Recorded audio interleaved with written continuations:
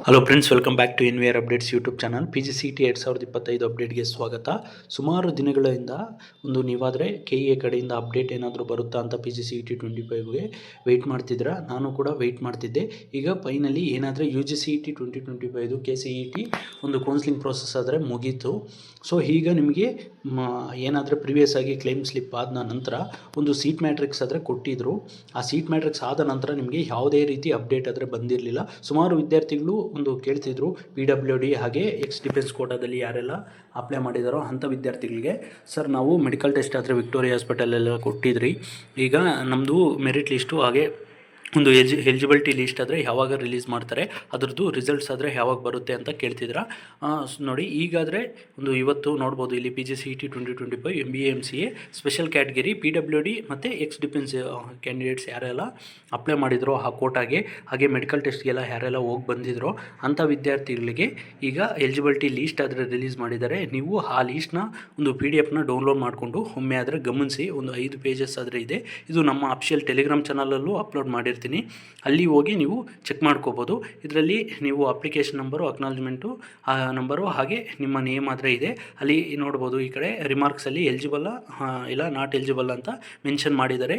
In case ಏನಾದರೂ not eligible ಅಂತ ಇದ್ದರೆ ಯಾಕೆ ಅಂತಲೂ ಮೆನ್ಷನ್ ಮಾಡಿದ್ದಾರೆ.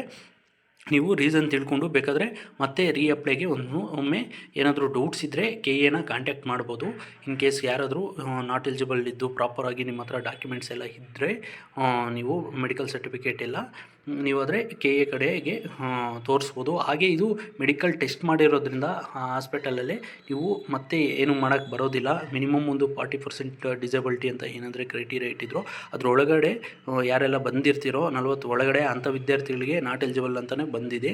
ಸೊ ಯಾರಿಗೆಲ್ಲ 40 ಮೇಲೆ ಇದೆಯೋ ಅಂಥ ವಿದ್ಯಾರ್ಥಿಗಳು PWD ಕೋಟಾಗೆ ಎಲಿಜಿಬಲ್ ಇರ್ತೀರ, ಅವರಿಗೆ ರ್ಯಾಂಕಿಂಗು ಜಾಸ್ತಿ ಬಂದಿದ್ರು ಆ ಕೋಟಾದಲ್ಲಿ ನಿಮಗೆ ಸೀಟ್ ಆದರೆ ಅಲಾಟ್ ಆಗೋ ಚಾನ್ಸಸ್ ಆದರೆ ಇರುತ್ತೆ.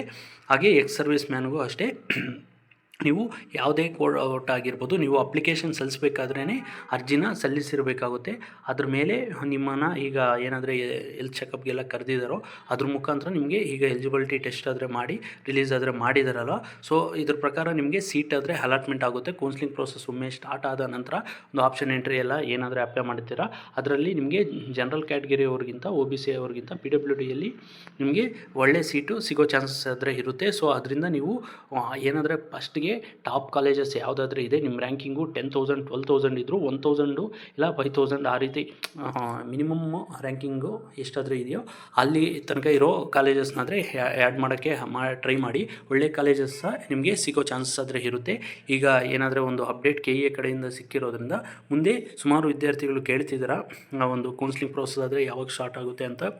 ನಾನು ಅದ್ರ ಬಗ್ಗೆನೇ 2-3 ವೀಡಿಯೋಸು ಮಾಡಿ ತಿಳಿಸ್ಕೊಟ್ಟಿದ್ದೆ, ಆದರೂ ಸುಮಾರು ವಿದ್ಯಾರ್ಥಿಗಳು ಮೆಸೇಜಸ್ ಬರ್ತಾನೆ ಇದೆ.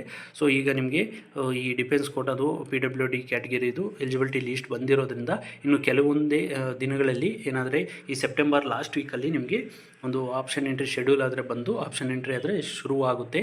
ಈಗಾಗಲೇ UGCET ಕೌನ್ಸಿಲಿಂಗ್ ಪ್ರೋಸೆಸ್ ಎಲ್ಲ ಮುಗಿದಿದೆ. ಸೊ ಈಗ ನೀಟು ಕೌನ್ಸಿಲಿಂಗ್ ಪ್ರೋಸೆಸ್ ಅಷ್ಟೇ ಉಳಿದಿರೋದ್ರಿಂದ ನಿಮಗೆ ಆದಷ್ಟು ಬೇಗ ಕೌನ್ಸಿಲಿಂಗ್ ಪ್ರೋಸೆಸ್ ಆದರೆ ಶುರುವಾದರೆ ಮಾಡ್ತಾರೆ. ಆ ಟೆನಿಕಾಸ್ಟು ಸೆಪ್ಟೆಂಬರ್ ಮಂತಲ್ಲೇ ನಿಮಗೆ ಶೆಡ್ಯೂಲ್ ಆದರೆ ಬರುತ್ತೆ. ಅಕ್ಟೋಬರ್ ಮಂತ್ ಎಂಡ್ವರೆಗೂ ನಿಮಗೆ ಅಕ್ಟೋಬರ್ ಎಂಡು ನವೆಂಬರ್ ಫಸ್ಟ್ ವೀಕ್ವರೆಗೂ ನಿಮಗೆ ಈ ಕೌನ್ಸಿಲಿಂಗ್ ಪ್ರೋಸೆಸ್ ಕಂಪ್ಲೀಟಾಗಿ ನಡೆಯುತ್ತೆ.